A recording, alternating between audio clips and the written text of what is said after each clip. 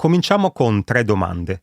La prima: quando due parole si distinguono solo per l'accento, come ancora e ancora, principi e principi, l'accento all'interno della parola è obbligatorio? La seconda: si scrive così con l'accento grave o così con l'accento acuto? E la terza: per il presente del verbo dare, io do e lei dà, si scrivono con l'accento o senza? Benvenuti o bentornati, sono Raf.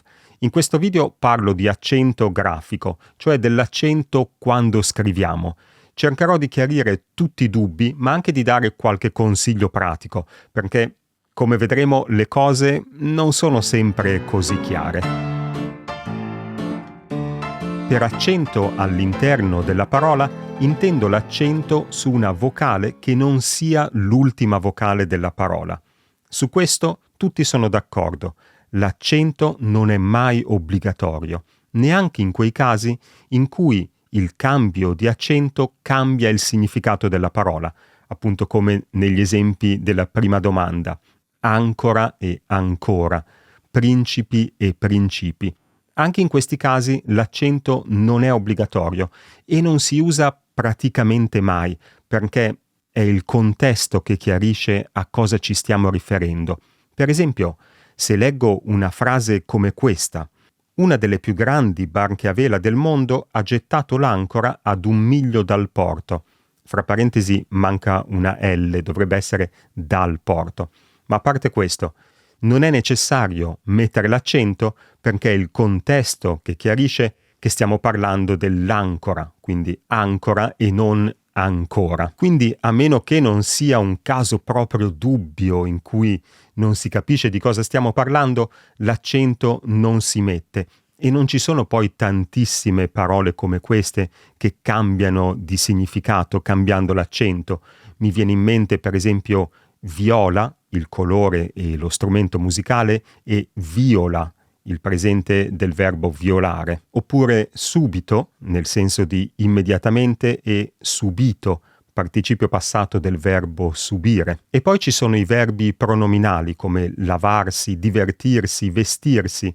Attenzione all'accento, perché l'imperativo singolare, per esempio di lavarsi, è lavati, mentre il participio passato maschile plurale è lavati, si sono lavati, quindi cambia l'accento, ma anche in questo caso non si segna graficamente. Divertiti, imperativo singolare, ma si sono divertiti. Il motivo è che con l'imperativo, quel ti alla fine è un pronome atono, che quindi non cambia l'accento della parola. Lava, lavati.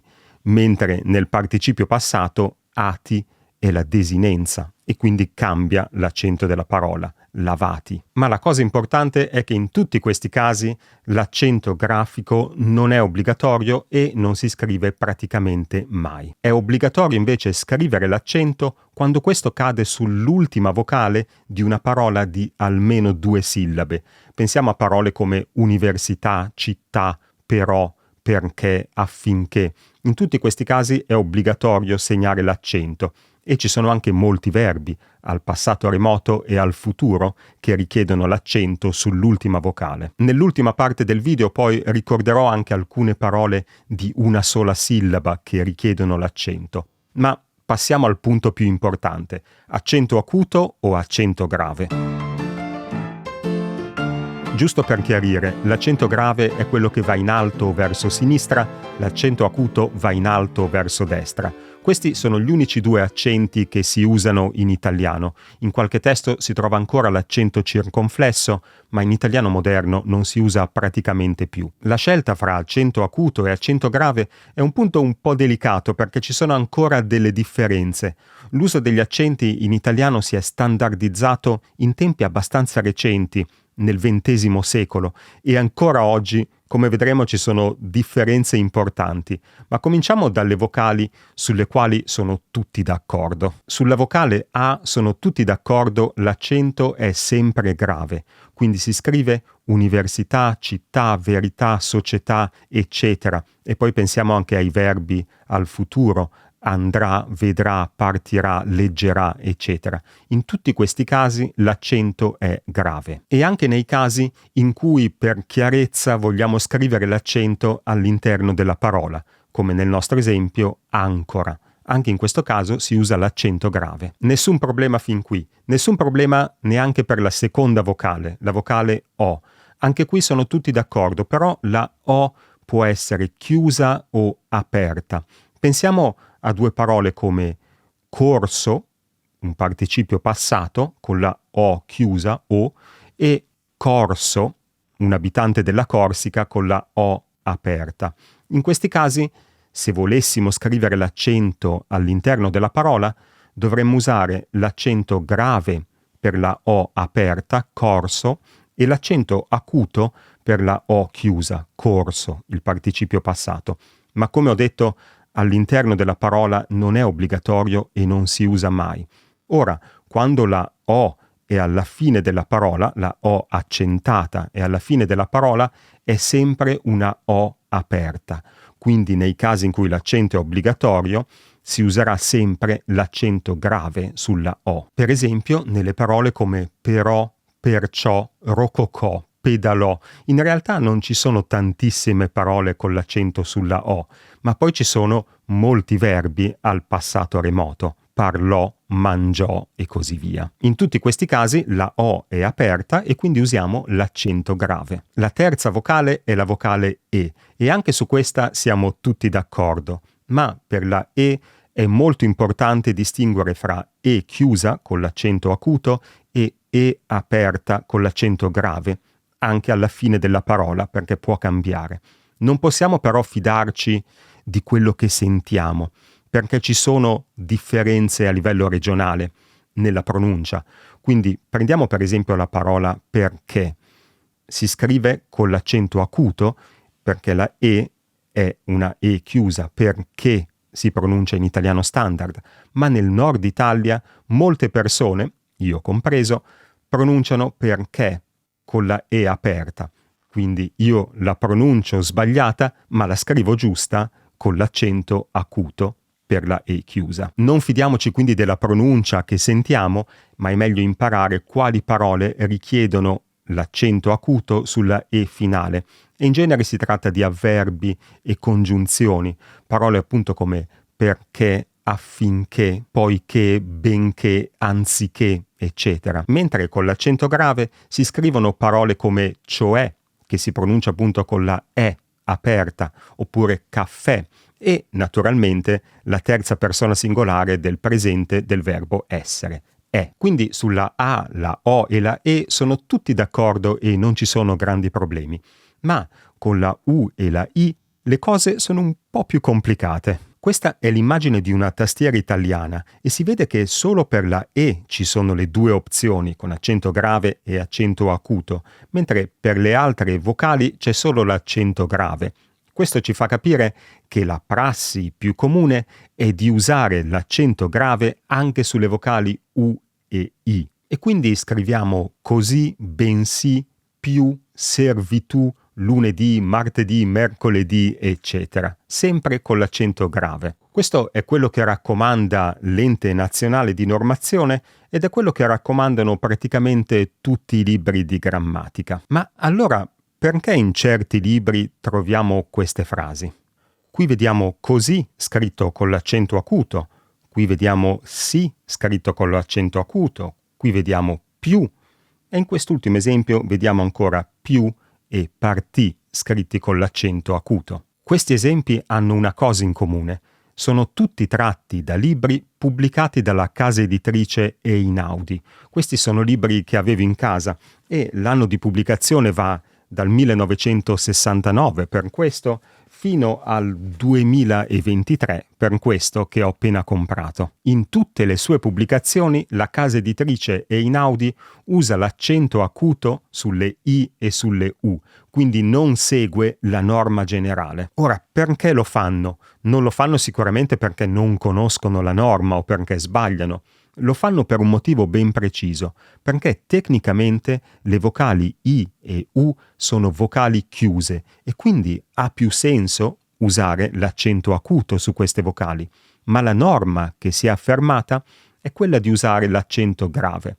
Ora, dal punto di vista pratico non fa nessuna differenza, perché le vocali U e I accentate sono sempre uguali, non sono come la vocale E che cambia il suono in base all'accento. Quindi, per esempio, se io scrivessi caffè con l'accento acuto, cambierei la pronuncia della parola. Invece in italiano si pronuncia caffè con la E aperta e quindi lo scriviamo con l'accento grave. Ma se io scrivo lunedì con l'accento acuto o lunedì con l'accento grave, non fa assolutamente nessuna differenza, la pronuncia sarebbe esattamente la stessa. Diversi linguisti in realtà sono d'accordo con la scelta della casa editrice Einaudi di usare l'accento acuto sulla I e sulla U, perché appunto, come ho detto, sono vocali chiuse, ma la norma generale è di usare l'accento grave e quindi il mio consiglio è sicuramente di usare l'accento grave su queste due vocali, perché se usassimo quello acuto molti potrebbero pensare che non conosciamo la regola, che ci stiamo sbagliando. Quindi io direi lasciamo l'accento acuto alla casa editrice Einaudi, non stupiamoci se lo usano, ora sappiamo che c'è un motivo preciso, ma noi persone normali usiamo l'accento grave. Prima di finire voglio ricordare velocemente alcune parole che si scrivono con l'accento e alcune parole che si scrivono senza accento ed è facile confondersi. Mi sono scritto alcuni appunti, quindi leggerò un po'. Su qui e qua non mettiamo l'accento, ma mettiamo l'accento su li e la. Poi abbiamo ne, particella pronominale senza accento, ne voglio ancora, ma mettiamo l'accento su ne, congiunzione negativa, né l'uno né l'altro. Poi abbiamo su, senza accento, ma giù con l'accento. Attenzione però, perché tutti i composti di su e giù si scrivono con l'accento, quindi scriviamo quassù, laggiù, qua giù e così via, tutti con l'accento. Passiamo al verbo dare, che era una delle domande dell'inizio.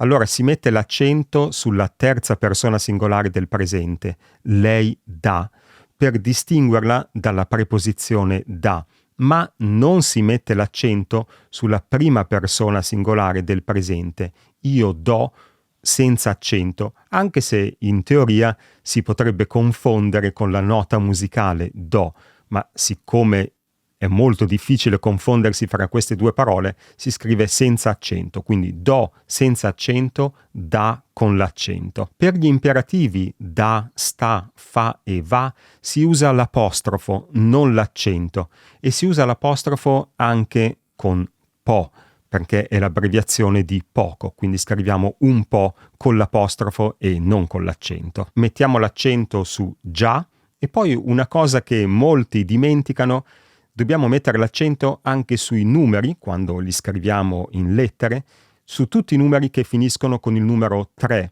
ma non sul numero 3. Quindi 3 lo scriviamo senza accento, ma scriviamo con l'accento i numeri 23, 33, 43 e così via. Tutti i numeri che finiscono con 3. E per finire questo elenco assolutamente non completo, ricordiamoci di mettere l'accento su sì, ma non mettiamo l'accento sul no. E visto che prima abbiamo nominato il caffè, ricordiamoci di mettere l'accento anche sul tè, la bevanda, non il pronome. Grazie a tutti per avermi seguito, se ti è piaciuto il video lasciami un bel pollicione e ci vediamo nel prossimo video. Ciao!